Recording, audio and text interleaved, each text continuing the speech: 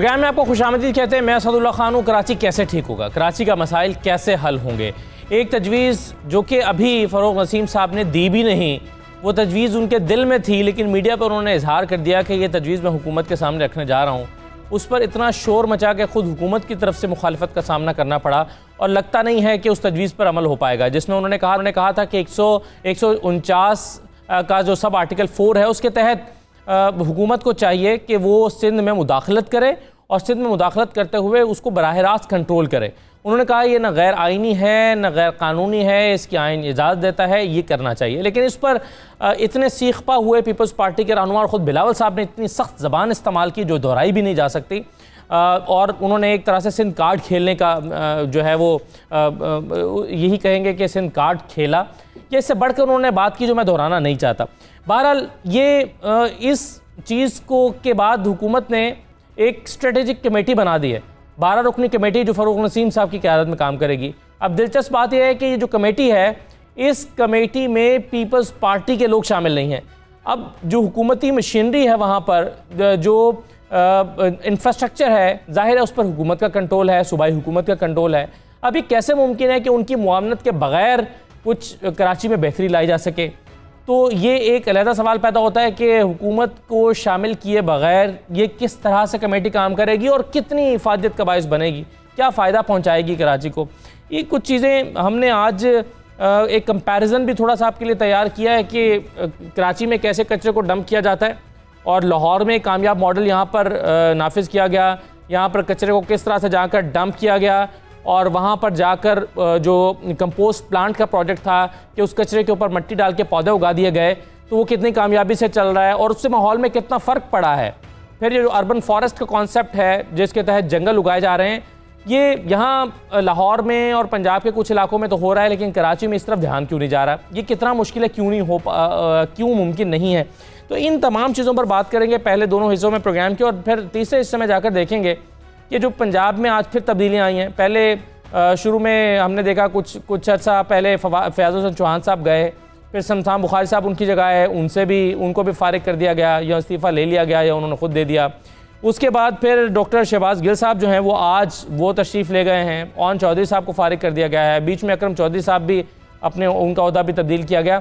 ये तमाम चीज़ें क्यों हो रही हैं पंजाब में, इतनी रैपिड चेंजेस क्यों आ रही हैं, कौन किस से मुतमईन नहीं है, कौन किस से परेशान है, किसकी वजह से किसके बयान मुश्किलात का सामना करना पड़ रहा है, किसने प्रेस कॉन्फ्रेंस में क्या ऐसी बात कर दी कि कौन कौन लोग इससे परेशान हो गए। तो ये जो पंजाब में एक साइंस चल रही है सियासत की कि जिसकी वजह से ये एक अफरा तफरी का माहौल हमें दिखाई दे रहा है, इस पर भी हम प्रोग्राम के आखिरी हिस्से में बात करेंगे। मेरे साथ जो मेहमान शिरकत कर रहे हैं उनमें MQM से रेहान हाशमी साहब हमारे साथ मौजूद होंगे, पाकिस्तान तहरीक-ए-इंसाफ से खुर्रम-शेर ज़मान साहब हमें ज्वाइन करेंगे, पीपल्स पार्टी से नासिर हुसैन शाह साहब हमारे साथ मौजूद होंगे, वज़ीर बल्दियात हैं, और इरशाद आरिफ साहब मेरे साथ मौजूद हैं। अच्छा रेहान हाशमी साहब, ये ज़ाहिर है पीपल्स पार्टी की तरफ से तो मुखालफत आई, बिलावल साहब ने बड़ी शदीद अल्फाज में इसकी मजम्मत और मुखालफत की, लेकिन ख़ुद PTI से शाह महमूद कुरैशी साहब ने भी इसकी मुखालफत की और जो अल्फाज उन्होंने इस्तेमाल किया, उन्होंने कहा कि आजकल आर्टिकल 149 का शोशा उछाला जा रहा है।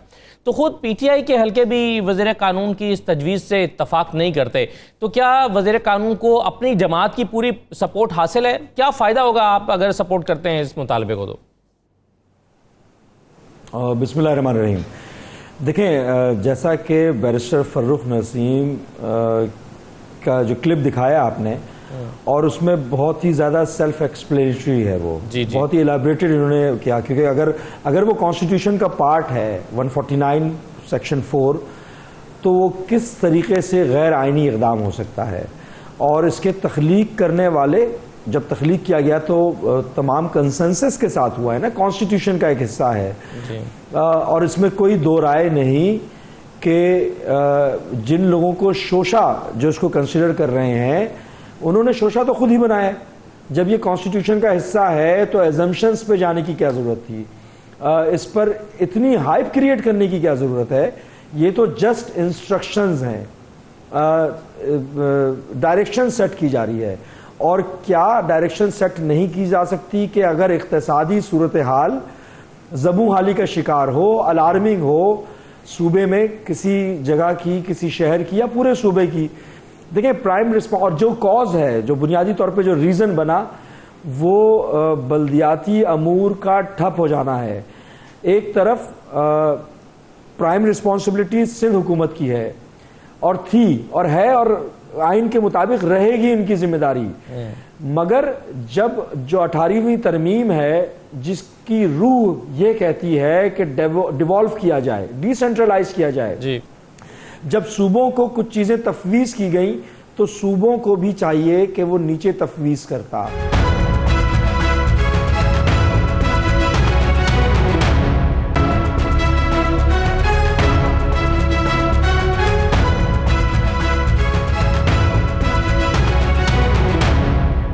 ऐसे में मेयर साहब को छोड़ देना चाहिए ना, बदनामी क्यों मोल ले रहे हैं? वो छोड़ दें कि मेरे पास कुछ है ही नहीं, ना मेरे पास इख्तियार है, मैं क्यों बदनामी मोल लेते हुए इस सीट के साथ चिपका हुआ हूँ। जिसने करना है वो करे, मैं ये चूंकि मेरे पास इख्तियार नहीं है, मैं कर नहीं सकता, तो मुझे सीट पे बैठना भी नहीं चाहिए। असद, बहुत आसान हल था और आसान हल है कि मैदान छोड़ दें। अगर सियासी कुव्वत है, जमहूरियत पर यकीन रखते हैं, पॉलिटिकल स्ट्रगल पर यकीन रखते हैं, तो क्या हम वैक्यूम क्रिएट करने के लिए बैठे हुए हैं या वैक्यूम को फिल करने बैठे हुए हैं ताकि मजीद हमारे जो सियासी स्पेस है जो हम समझते हैं कि अनइक्वल ग्राउंड दिया गया है वो मजीद हम डिसअपेयर हो जाए? ठीक है, तो सियासी तौर पर नुकसान पहुंचेगा आपको, जिनके हकूक की बात, मतलब ये पॉलिटिकल डिसीजन है फिर जी। ये ठीक है। अच्छा इरशाद साहब, अब ये उन्होंने कहा कि बड़ा आसान, रेहान साहब ने भी कहा और फर्रुख नसीम साहब ने भी, कि ये आईनी तौर पर गुंजाइश मौजूद है और ये ना गैर आईनी है ना गैर कानूनी है, आइन में मौजूद है तो इसका मतलब आईनी इकदाम है। लेकिन शायद गवर्नर राज भी आईनी तौर पर लगाया जा सकता है, लेकिन नहीं लगाया जाता। तो अब ये कई ऐसी चीज़ें होती हैं जो आइन में इजाज़त होती है, लेकिन वो शायद मुनासिब नहीं होता उस पर अमल करना। वो एक ख़ास माहौल के लिए या ख़ास हालात के लिए उसकी गुंजाइश रखी जाती है, शायद वो हालात नहीं है, इस पर डिबेट हो सकती है। तो ये जो फर्रुख नसीम साहब की तजवीज़, जिसने एक सियासी जो है वो कशीदगी पैदा कर दी है पॉलिटिकल पार्टीज़ के बीच में, आप इससे इत्तफाक करते हैं? देखिए, बात यह है कि आइन की बहुत सारी शिकें हैं ऐसी जिस पर ना हुकूमत अमल करती है, सूबा अमल करता है, ना वफाक अमल करता है, और वो सियासी मसलहतों की नज़र हो जाती है। तो अगर सियासी मसलहतें गालिब ना हों हुकूमत पर या वफाक पर या सूबों पर, तो फिर तो बड़ी आसान सी बात है कि चूँकि आइन में लिखा हुआ है तो हम ये कुछ कर रहे हैं। लेकिन बुनियादी सवाल ये है कि इशू क्या है जिसकी वजह से ये जो प्रोविजन है ये इसको इम्पोज किया जाएगा। क्या कचरा इशू है, law and order situation issue है, या कोई और इशू है? पहले तो डिफ़ाइन होना चाहिए कि किस बुनियाद पर वफाक जो है अपने इख्तियारात इस्तेमाल करना चाहता है, सूबे में या एक शहर में। कन्फ्यूजन यहाँ से पैदा हुई है कि ये बात हुई है सारी कराची की। अगर पूरे सिंध की हो तो फिर तो वफाकी हुकूमत के पास बहुत ज़्यादा इख्तियारात हैं, और ये जो जिस आर्टिकल का जो सब आर्टिकल है 4 जो है, सब आर्टिकल 4 जो है वो सूबे को एड्रेस करता है, किसी शहर को एड्रेस नहीं करता। एक बात। दूसरी बात यह है कि उस शहर ने जो नुमाइंदगी दी है वो MQM को दी है, नुमाइंदगी दी है PTI को जी।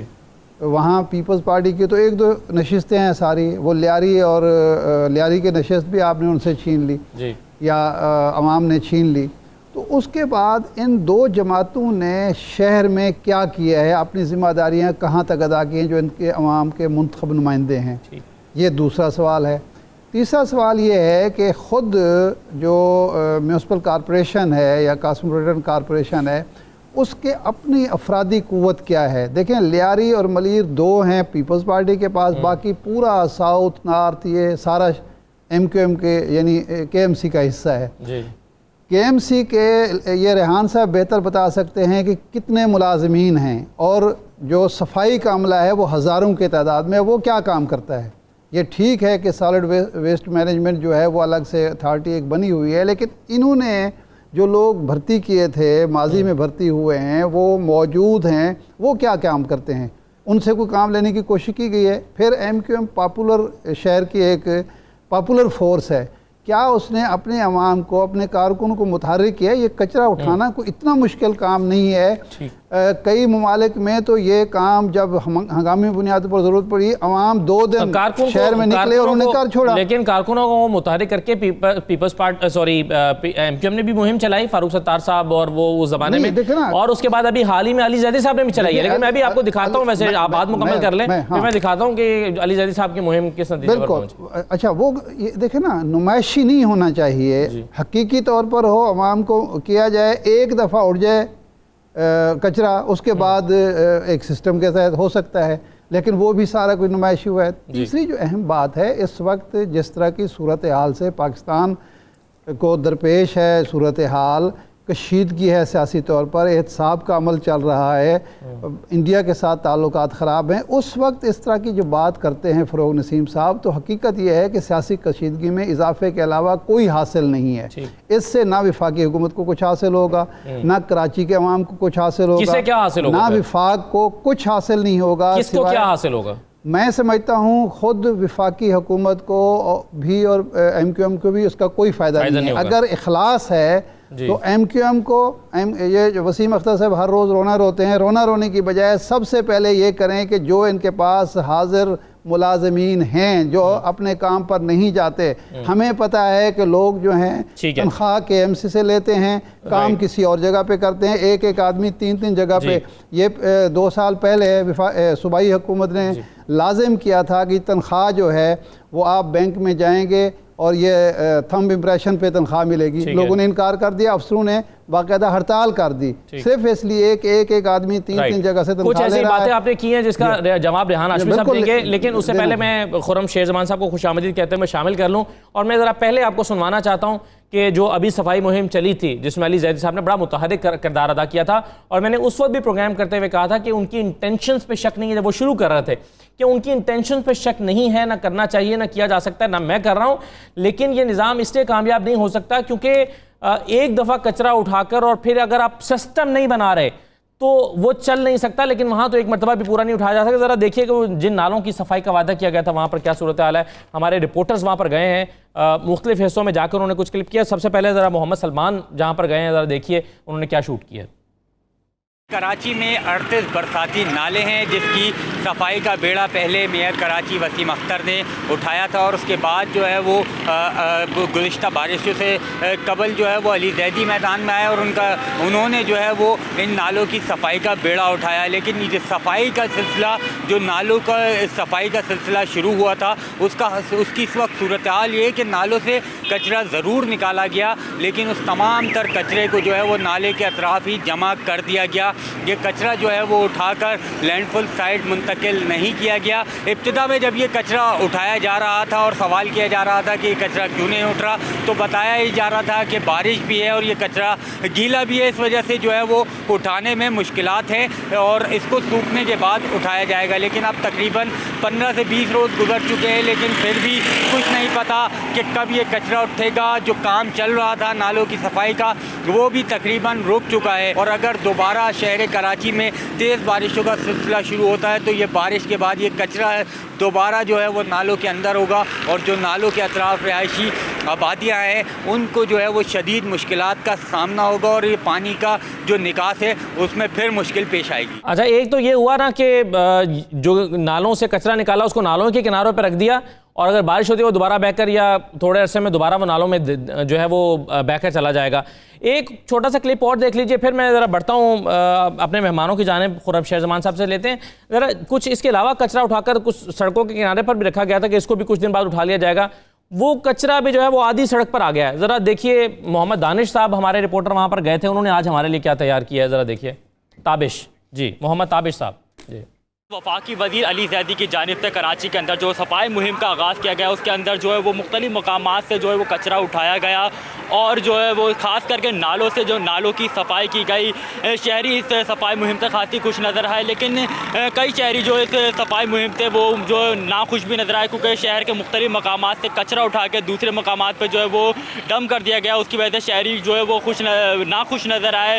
इस वक्त मैं शारा नूर जहाँ पर मौजूद हूँ, असगर अली शाह स्टेडियम के ठीक साथ ये सड़क पड़ती है, उस सड़क की हालत ये है कि आप कचरे की वजह से वो पूरी सड़क वो बंद हो गई है, जिसकी वजह से जो ट्रैफिक जो है वो साइडों से होता हुआ अपने जो मंजिल की तरफ पहुंच रहा है। जो ट्रैफिक है वो काफ़ी मुतासिर नज़र आ रही है कचरे की वजह से। जो कचरे का अंबार जो पूरे अंबार लगा हुआ है, शहरियों का यही कहना है कि कचरे को जल्द से जल्द हटाया जाए, इनको इस अज़ियत से जो है वो छुटकारा दिलवाया जाए। जो मक्खियों की बहुतात हो रही है कचरे की वजह से, इलाके के अंदर बीमारियां फैल रही हैं, इनका यही कहना है इनको इस बीमारी से बचाया जाए, इस कचरे को उठाया जाए। जी अच्छा खुर्रम साहब, अब ये कचरा तो नहीं उठा, मैं फिर कहूँगा कि हमें इंटेंशंस पे शक नहीं है, पूरी नेक नीति के साथ वो करने की कोशिश की गई लेकिन नहीं हो पाया।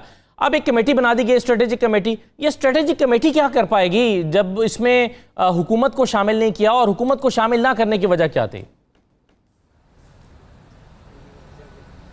अच्छा सर, देखिए ये थोड़ी सी हैरत की बात है कि हम ये बात करें कि हम हुकूमत को ना शामिल करें। कौन सी हुकूमत को शामिल करें? मुझे बताएं ना कि पाकिस्तान पीपल्स पार्टी की जो हुकूमत है सूबे सिंध के अंदर, ये पिछले 10 साल, मेरे ख्याल से 12वां साल इनका शुरू हो गया है जो इक्तिदार के अंदर है। 4 दफ़ा इनकी हुकूमत सूबे सिंध के अंदर आ चुकी है और ये पिछले 12 साल के अंदर शहर का कचरा नहीं उठा सके। देखें आज आप अगर आज का हिसाब लगाएं तो रोजाना की बुनियाद पे 18,000 टन की जो है वो जनरेशन है कचरे की, और इनकी हुकूमत खुद कहती है कि शहर कराची से रोजाना मैक्सिमम 7 से 8,000 टन कचरा उठता है। बाकी पिछला 10,000 टन जाता कहाँ? ये जो बरसाती नालों से सारा कचरा निकला है जो उठकर आप बता रहे हैं कि साइड में पड़ा है, ये वही तो कचरा जो रोजाना की बुनियाद पे अंदर फेंक दिया जाता था। तो ये तो इनकी नाकामी है। ये कहते हैं कि डिस्ट्रिक्ट साउथ को दिया गया खाली सॉलिड वेस्ट, तो डिस्ट्रिक्ट साउथ के अंदर लियारी के अंदर आप आके देख लें हालात क्या, मलीर के अंदर देख लें हालात क्या है। पूरा शहर कराची के जो हैं वो यही हालात हैं। अब आप मुझे बताएं कि ना शहर कराची में आवाम के पास ना पीने का पानी है, हर गली में कोई ऐसा शख्स नहीं है जो बोले कि मेरे मोहल्ले के अंदर सीवरेज जो है ना ओवरफ्लो नहीं कर रहा है, स्कूलों के अंदर तालीम नहीं है, अस्पतालों के अंदर इलाज नहीं है, लॉ एंड ऑर्डर के हालात नहीं है। तो बेसिकली कमेटी तश्कील दी और उस कमेटी से जी आप मैं अपनी बात मुकम्मल कर लूं फिर आपको बताता हूँ। वजीर आजम साहब ने एक कमेटी जो है फॉर्म की, उस कमेटी को ये अहकाम दिए कि वो सारे ऑप्शंस ला के मुझे बताए जाएं कि जिन ऑप्शंस के जरिए कराची शहर को बेहतर किया जाए, कराची शहर का निज़ाम को ठीक किया जाए और एक परमानेंट निज़ाम हो। ऐसा ना हो कि 2 दिन 4 दिन। अब जैसे क्लीन कराची कैंपेन थी, ये क्लीन कराची में ऐसा पॉसिबल तो नहीं था कि हम पूरा शहर साफ कर देंगे, लेकिन कम से कम एक मैसेज तो मिला कि देखें कोशिश की जा सकती है। अब आप मुझे बताएं जब पिछली बारिश हुई थी आपकी तो वो 55 मिलीमीटर हुई थी, उसमें अब मुझे याद नहीं पड़ रहा है कौन सा वो एक सोसाइटी थी जो कि हर साल डूब जाती थी, लोग वहां पे मर जाते थे। इस दफा तो 120 मिलीमीटर बारिश हुई है। तो ये जरूर माने कि क्लीन कराची की मुहिम के तहत जो आपके बरसाती नाले साफ हुए उससे फायदा हुए। उनके तो एग्जिट सारे ब्लॉक थे, अंदर सीमेंट की बोरियां, रेत की बोरियां, क्या मोटरसाइकिलें निकली अंदर से नालों के अंदर से। तो लिहाजा वो जो कचरा बाहर पड़ा है डेफिनेटली वो भी उठ जाना चाहिए और वो जल्द से उठेगा। उसके वज़ीर आज़म लेकिन मैं एक चीज जो आपसे समझना चाह रहा हूं ना खुर्रम साहब, वो ये है कि ये इससे क्या तवक्को क्या करें हम, कराची के शहरी क्या तवक्को करें, स्ट्रेटेजिक कमेटी क्या करेगी, इसका टारगेट क्या है, किस तरह से काम करेगी, तरीकाकार क्या है? क्योंकि ये हिकमत अमली कमेटी है, इसकी काम करने की अपनी भी एक हिकमत अमली होगी। ये जरा मैं आपसे समझना चाहूंगा। एक मुख्तसर ब्रेक के बाद पीपल्स पार्टी का मौक़िफ़ लेने की भी कोशिश करते हैं और ये चीज़ जो स्ट्रेटेजिक कमेटी है ये क्या कर पाएगी, इससे तवक्कुआत वाबस्ता करें या नहीं करें? एक ब्रेक के बाद इस पर बात करते हैं।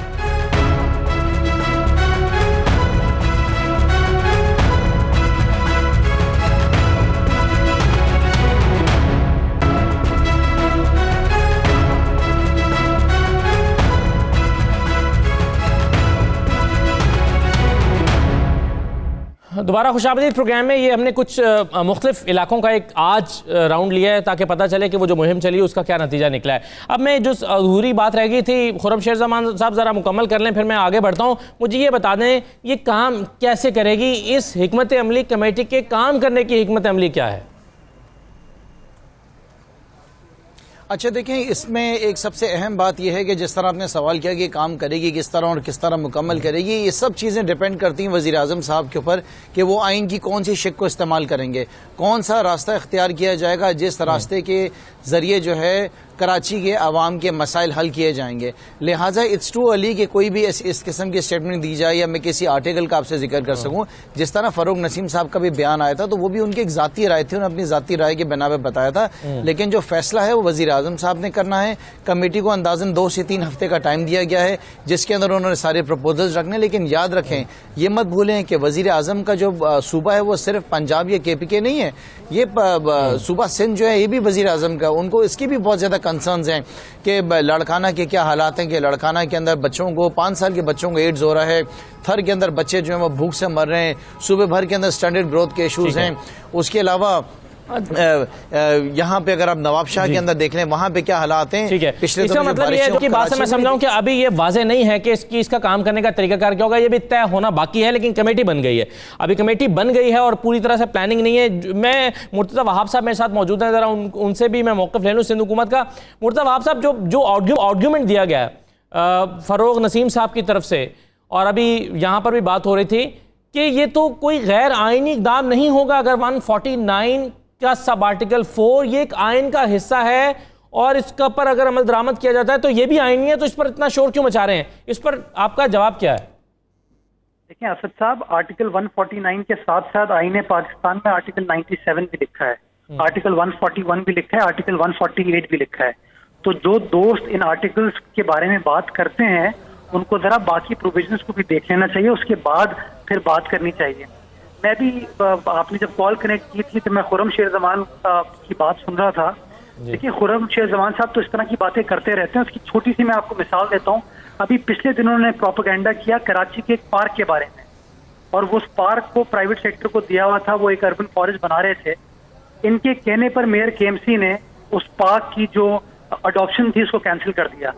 आखिर में जब मेयर KMC उस पार्क में पहुंचे तो उन्होंने जो प्रेस कॉन्फ्रेंस की, अगर वो आज आप खुर्रम शेर जमान साहब को दिखवा दें तो उनकी क्रेडिबिलिटी आपके सामने आ जाएगी। अब सर ये मुझे बताएं कि ये अभी इसने तय करना बाकी है कि स्ट्रेटेजी कमेटी क्या काम करेगी, लेकिन सर अगर आपकी मुआवनत दरकार हुई, आपकी जरूरत पड़ी तो सपोर्ट देंगे इस कमेटी को?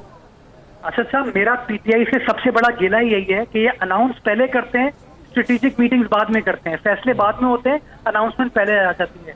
अगर खुर्रम शेर जमान और उनकी सियासी जमात सही मानों में कराची के साथ मुखलिस है तो वजीर आजम ने जो 162 अरब रुपए के तरक्याती पैकेज का ऐलान किया था मेयर KMC की और MQM की मौजूदगी में, मैं कहता हूँ वो 162 अरब रुपए का जो वादा है उस वादे को वफा करें। वो सर अब गुजर गया ना, वो पास हो गया, जो बजट पास होना था, जब वादा हुआ था वो गुजर गया, टाइम गुजर गया। तो कम से कम असद फिर इस बात का एतराज तो करें कि वादा खिलाफी की इन्होंने। ठीक है, अच्छा मुझे अब ये चीज तो बताएं, मुझे ये कराची वालों के सामने इस बात का एतराफ करें कि रेहान हाशमी साहब हमने गलत बयानी की थी, वसीम अख्तर साहब हमने आपसे गलत बयानी की थी, मुर्तज़ा वहाब साहब हमने आपसे गलत बयानी की थी।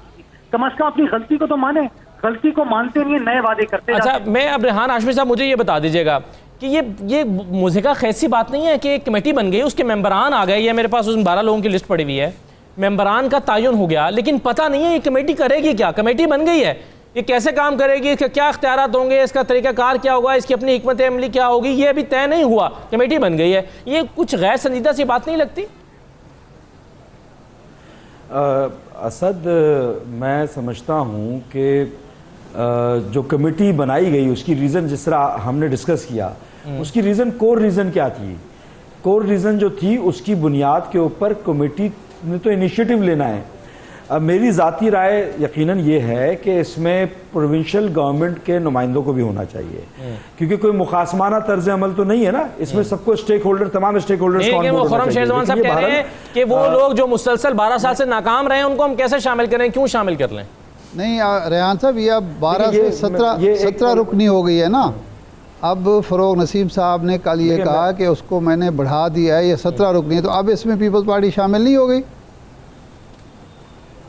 देखें, मुझे अभी जो सूरत हाल है ना, जो जब इनिशिएट किया गया, मेरी अपनी ज़ाती राय तो ये है कि अगर चीज़ सबको ऑन बोर्ड ले लिया जाता है, लेकिन गिला ये है, शिकवा ये है, और मेरे भाई ने भी कहा कि KMC के पास इतने स्टाफ, मैं सिर्फ एक ज़िले की बात करूं, 20 साल से सैनिटेशन स्टाफ भर्ती नहीं हुए हैं, 15-20 साल से लोग रिटायर हो गए, लोग मर गए। सिर्फ जिला बस्ती के अंदर 750 वेकेंट पोजीशन है, जो मशरूत है सिंध गवर्नमेंट की परमिशन से, कि अगर सिंध गवर्नमेंट परमिशन देगी तो वो 750 अफराद को हायर किया जाएगा। इसका मतलब हुआ कि शॉर्टफॉल आ रहा है, ना सिर्फ माहाना पैसे में बल्कि शॉर्टफॉल आ रहा है जो ह्यूमन रिसोर्स है उसमें भी। मेरे दोस्त जो अहबाब ये कहते नजर आते हैं कि जनाब आप लोग क्या कर रहे हैं, ह्यूमन रिसोर्स क्या कर रही है। ओ भाई, डंपर अपना काम करता है, एक्सकेवेटर अपना काम करता है, शॉवल अपना काम करता है, कंधे पे लाद कर कचरा स्वीपिंग सही है। तो नहीं वो जाएगा फिर ना, वो कर क्या रहा है, वो स्टाफ कर क्या रहा है सर? वो जाहिर है उसके पास सामान नहीं है, गाड़ियां नहीं है, वो डंप नहीं कर सकता, वो कर क्या रहा है? ये रेहान साहब, ये 700 लोग जो वैकेंसी 700 की है, बाकी क्या है, टोटल है क्या? मुझे ये बता दें कि जो KMC के पास टोटल स्ट्रेंथ क्या है। मिसाल देता हूं, देखें, पहली चीज तो इसको दुरुस्त कर लें कि KMC या मेयर कराची के पास कचरा उठाने का इख्तियार ही नहीं है। पहली चीज तो ये दुरुस्त कर लें। उसकी वजह क्या है कि सॉलिड वेस्ट मैनेजमेंट डिपार्टमेंट बनाया वज़ीर आला सिंध के मातहत कॉन्स्टिट्यूशन के जरिए बनाया गया। जी, वो वज़ीर आला सिंध देख रहे हैं। सवाल यहां पर यह होना चाहिए कि जनाब बल्दियात के ज़ेरे इंतजाम कचरा उठाना होना चाहिए, मेयर के ज़ेरे इंतजाम होना चाहिए। तो मेयर के ज़ेरे इंतजाम नहीं है बल्कि एक इदारा बना दिया गया है सॉलिड वेस्ट मैनेजमेंट, जिसको आप तमाम तर इख्तियारात, फाइनेंशियल अथॉरिटी, पावर, एम्पावरमेंट सब कुछ कर रहे हैं। मेयर को क्यों नहीं कर रहे भाई? बल्दियाती नुमाइंदे को क्यों नहीं कर रहे? बल्दियात, सवाल ये होना चाहिए कि सवाल, अगर हम रूट कॉज को आइडेंटिफाई नहीं कर रहे तो सब बेकार है, बात करना बेकार है, बहस करना बेकार है। रूट कॉज ये है, जिसका काम है उसको करने दिया जाए। मॉनिटरिंग करें आप एक दफा इख्तियार दें, फाइनेंशियल पावर्स दें, उस पर निगाह रखें, मॉनिटरिंग करें। काश के ऐसा होता। मैं देखें, मैं मुर्तजा की बात से इस हद तक मुत्तफिक जरूर नहीं। तो फिर रेहान हाशमी साहब, आप जो फंड मांगते हैं कि हमें फंड दे दें, तो जब आपके गाड़ियां नहीं हैं, जब आपके पास दीगर चीजें नहीं है, मशीनरी नहीं है, तो वो फंड मिल भी जाएंगे तो उन फंड्स का क्या करेंगे आप? फिर भी काम तो नहीं कर सकते? नहीं, उन फंड्स की गाड़ियां खरीदेंगे? बात नहीं। मैं देखें, गाड़ियां दे दें, मशीनें दे दें, चलें मशीनें दे दें, मजिस्ट्रियल पावर दे दें। जिस बल्दियाती निज़ाम को कचरा फेंकने वाले, कचरा जलाने वाले के खिलाफ कार्रवाई करने का इख्तियार ना हो, तो आप अंदाज़ा लगाए ना। मुर्तज़ा की बात से मैं मुत्तफिक हूँ इस हद तक कि जनाब लोगों की एक्सपेक्टेशंस बहुत बढ़ गई थी फेडरल गवर्नमेंट से। अच्छा, नेक नियति पे मुझे शक नहीं है। वज़ीर आज़म ने अगर ऐलान किया, कराची पैकेज का ऐलान किया, तो जहां पर हमने अपने दूसरे सियासी साथियों को आजमाया इतने साल, तो यहां पर एक साल अगर इन्होंने नहीं दिया तो हम पुरुमीद जरूर हैं, और इस कमेटी के क़याम के बाद भी अभी पुरुमीद हैं। लेकिन इस बात को मलूज़ खातिर रखें कि जनाब जो बल्दियात का काम है वो बल्दियात को दें। और फिर वो जो फॉल्स प्रोपेगेंडा हो रहा है भाई, ह्यूमन रिसोर्स का काम जो है ह्यूमन रिसोर्स करेगी ना, मशीनरी का काम मशीनरी करेगी। मशीनरी चलती है डीजल पे। आज से 10 साल पहले डीजल था 35 रुपए का पर लीटर, आज 127 रुपए पर लीटर हो गया। इन्फ्लेशन मल्टीप्लाई हो गया। वो आप ये जो इख्तियार मांगते हैं, हम करें, ये जो आप कहते हैं ना कि हमें इख्तियार दे दें, अब वो शायद मुझे नहीं पता, लेकिन शायद पीपल्स पार्टी वाले डरते होंगे कि आप परफॉर्म करके तो उनको सियासी तौर पर नुकसान हो गया। बिल्कुल वैसे ही जैसे आपने मुस्तफा कमाल को इख्तियार दिया लेकिन फिर वापस ले लिया कि अगर वो परफॉर्म कर गए तो क्या होगा, हमारा नुकसान हो जाएगा। असद एक और चीज बता दूं, ऐड कर दूं जी प्लीज। देखें, मैं आपके प्रोग्राम के तबस्सुस से ये कहता हूं, आपके प्रोग्राम के तबस्सुस से ये कह रहा हूं कि जितने आप फाइनेंशियल पावर्स अथॉरिटी जितनी आपने सॉलिड वेस्ट को दी हुई है उसका आधा DMCs को दे दें और उसकी मॉनिटरिंग करें। आपने 2001 का जो बल्दियाती निजाम था उसमें आपने फाइनेंशियल अथॉरिटी दी, आपने एडमिनिस्ट्रेटिव अथॉरिटी दी, उसका 1/4 देकर देखें, फिर ना करें तो सवाल करें आप। उसके मुताबिक ना तो फाइनेंशियल रिसोर्सेज हैं ना अथॉरिटी है। राइट सर, आपका वही दलील मुतालबा है। मैं एक चीज सिर्फ मैं शाद आरिफ साहब की तरफ आते हुए एक चीज मैं आपको दिखाना चाहता हूँ। पहले थोड़ा सा कंपैरिजन करते हुए, लाहौर में कचरा उठ रहा है, कई साल से उठ रहा है, यहाँ पर इस तरह की शिकायत नहीं है कि कचरे के ढेर लगे हुए हैं, और उसके लिए एक गैर मुल्की कंपनी को ठेका दिया गया, वो कामयाबी से ये काम कर रही है। इसको जाकर लाहौर में महमूद बूटी के पास इसको डंप किया जाता था, जहाँ पर रिंग रोड के बराबर में, लेकिन वहाँ से गुजरते हुए बहुत स्मेल आती थी, क्योंकि जाहिर है ढेरों ढेर ये पहाड़ बने हुए थे कचरे के।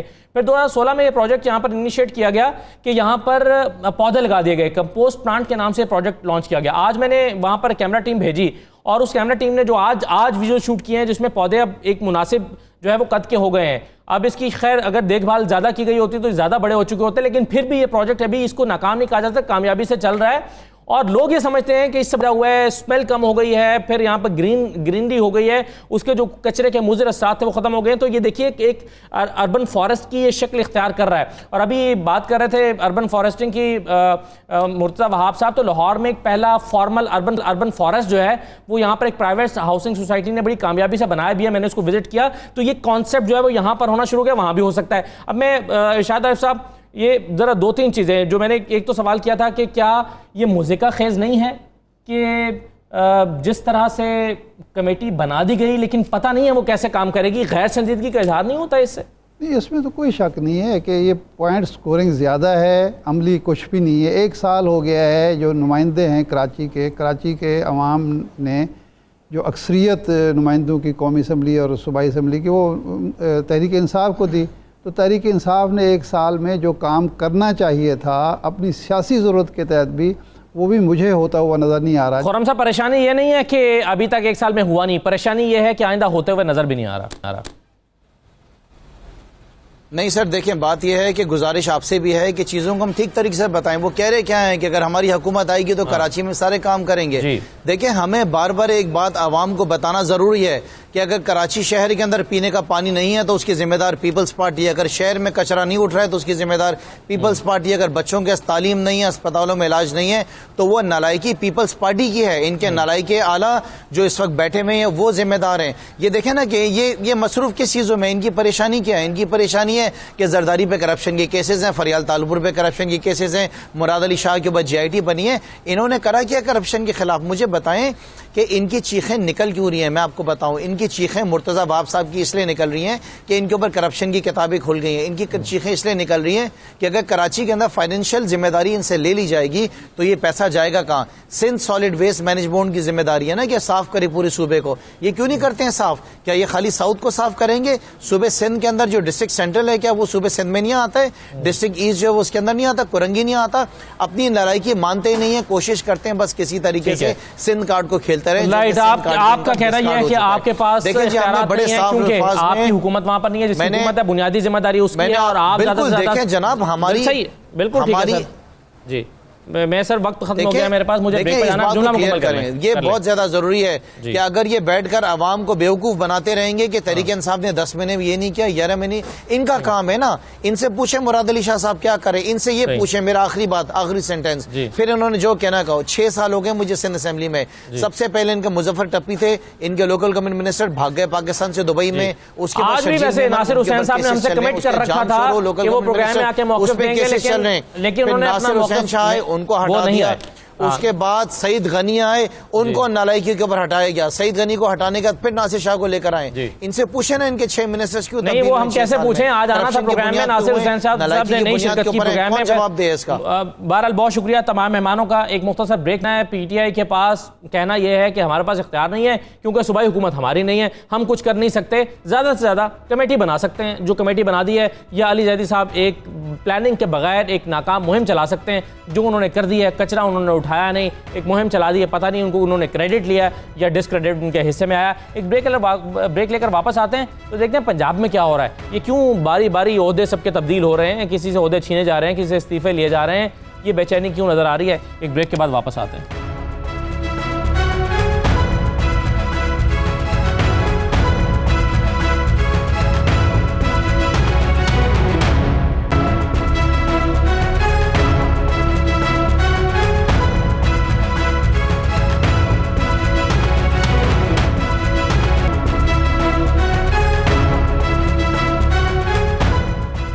ब्रेक के बाद दोबारा खुशामदीद। एक के बाद दूसरी तब्दीली, पंजाब में तब्दीलियां बार बार आ रही हैं, ये क्यों हो रहा है? आज जो है वो डॉक्टर शहबाज गिल साहब, उन्होंने रिज़ाइन कर दिया या उनसे रिज़ाइन ले लिया गया। उनसे कुछ शिकवे थे, किस किस्म के शिकवे थे, क्या चल रहा है यहाँ पर? और फिर ओन चौधरी साहब जो हैं उनको भी मुशीर के ओहदे से फारिग कर दिया गया। ये क्यों किया गया है? कहा गया कि काम वो नहीं कर पाए। क्या मामला है? आरिफ निज़ामी साहब हमारे साथ मौजूद हैं, सीनियर तजज़ियाकार हैं और प्रोग्राम हो क्या रहा है के होस्ट भी हैं। आरिफ निज़ामी साहब बहुत शुक्रिया, और इरशाद आरिफ साहब भी हमारे साथ मौजूद हैं। निज़ामी साहब, सबसे पहले तो ये मैं शहबाज गिल साहब का बताइएगा, ये क्या हुआ? कोई प्रेस कॉन्फ्रेंस उनके गले पड़ गई है? उनकी परफॉर्मेंस से वज़ीर आला खुश नहीं थे, वफाक खुश नहीं था, इमरान खान साहब को कुछ शिकवे पैदा हुए हैं, उनके कोलीग्स को कुछ शिकवे पैदा हुए हैं, कुछ जो उनके साथी मिनिस्टर्स हैं? क्या हुआ? स्टोरी क्या है? असल बात यह है कि ये शहबाज गुल साहब जो है बहुत ही कोई पुरानी तबीयत के मालिक थे। उसका भी कहा जाते थे। मसलन एक दफ़ा मैंने प्रोग्राम में कोई क्रिटिकल बात की तो उन्होंने एक तूफान खड़ा कर दिया मेरे खिलाफ गालियों का इस पर सोशल मीडिया पे। जी हाँ जी। और उनकी रेपुटेशन इसी किस्म की थी कि वो एक तो बहुत ज़्यादा इंटरफेयर करते थे तकर्रर तबादलों में, और उन्होंने ये DPO सरगोदा को तो धमकी दी थी, जरूर धमकी तो बाकायदा तलखी हो गई थी।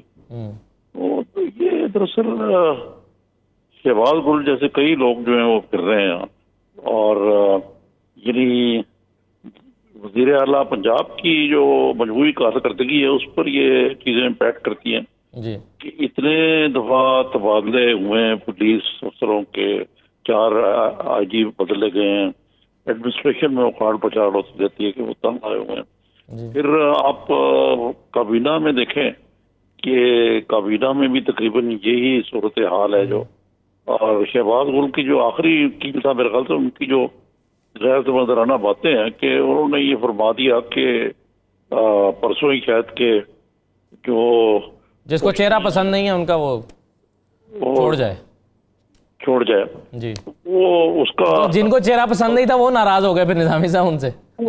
उसका उल्टा असर ये हुआ कि आज छोड़ने की बजाय PTI की पंजाब की हुकूमत को काबीना में तोसी करनी पड़ी। इसका मतलब है कि उनकी इन बातों की वजह से पार्टी में भी बड़ी खासी नाराजगी थी कि, और एक खास तौर पे एक अनइलेक्टेड आदमी जो है वो उसको थोड़ा मुसल्लत कर लिया जाए। ये तो गवर्नेंस के इश्यूज है जिसपे शहबाज गुल से ज्यादा उन लोगों का प्रॉब्लम है कि जो ऐसे लोगों को लेके आते हैं। और देखें ये कितने तर्जमान बदले जा चुके हैं यहाँ, कभी को आता है कभी जाता है, उखाड़ पछाड़ बची हुई है। तो इस मामले पे भी जरा गौर करने की जरूरत है। सही वो एक होता है सर, क्रिकेट में होता है विनिंग कॉम्बिनेशन। ये विनिंग कॉम्बिनेशन शायद नहीं बन पा रहा। मैं निजामी साहब आपसे ओन चौधरी साहब के बारे में बात करना चाहता हूं, लेकिन पहले इरशाद आरिफ साहब आप इस पर अपनी राय का इजहार कर दें। ये विनिंग कॉम्बिनेशन, ये तस्वीर जो 5-6 तस्वीरें हम दिखा रहे हैं स्क्रीन पर, ये वो लोग हैं जो थोड़े थोड़े वक्फे के बाद तब्दील होते हैं और एक साल के वक्फे में तब्दील हुए हैं। ये क्यों नहीं विनिंग कॉम्बिनेशन बन पा रहा? एक टीम नहीं बन पा रही अभी तक पंजाब में। देखिए, जहाँ तक शहबाज गिल का मामला है, ये आज की बात नहीं है, कई महीने पहले से एक टसल चल रही थी। एक तो वज़रा के साथ इन दोनों ओन चौधरी और शहबाज गिल ये चूँकि डायरेक्ट थे इमरान खान के भेजे हुए लोग, जिससे वज़ीर आला साहब जाहिर किए बगैर कंफर्टेबल नहीं थे। अच्छा, वो समझते थे कि मेरे ऊपर निगरान मुकर्रर कर दिए गए। ये वो क्या समझते थे ये तो मैं कुछ नहीं कह सकता, उनकी दिल की बातों में नहीं बता सकता, लेकिन चूंकि ये डायरेक्ट रिपोर्ट करते थे इमरान खान को। ओन चौधरी का तो बहुत पुराना ताल्लुक़ है इमरान खान से, बल्कि हमने जब भी इमरान खान से हम मिले हैं, आरिफ साहब को याद होगा, तो अक्सर बेशतर ओन चौधरी वहाँ मौजूद होते थे। और शहबाज गिल का भी यही था मामला कि वो डायरेक्ट व्हाट्सएप पे पैगाम रसानी कर रहे होते थे। तो एक तो इशू ये चल रहा था। दूसरा, जो यहाँ पार्टी के अंदर और ख़ास तौर पर काबीना के अंदर एक ग्रुपिंग है, शहबाज गिल भी उससे मुतमईन नहीं थे। और मैं 2-3 महीने पहले से जानता हूँ कि ये छोड़ना चाहते थे और इमरान खान से कह रहे थे कि नहीं, अभी वक्त नहीं आया छोड़ने का। और बुज़दार साहब कभी शाबाश देते थे और कभी नाराज़ भी हो जाते थे।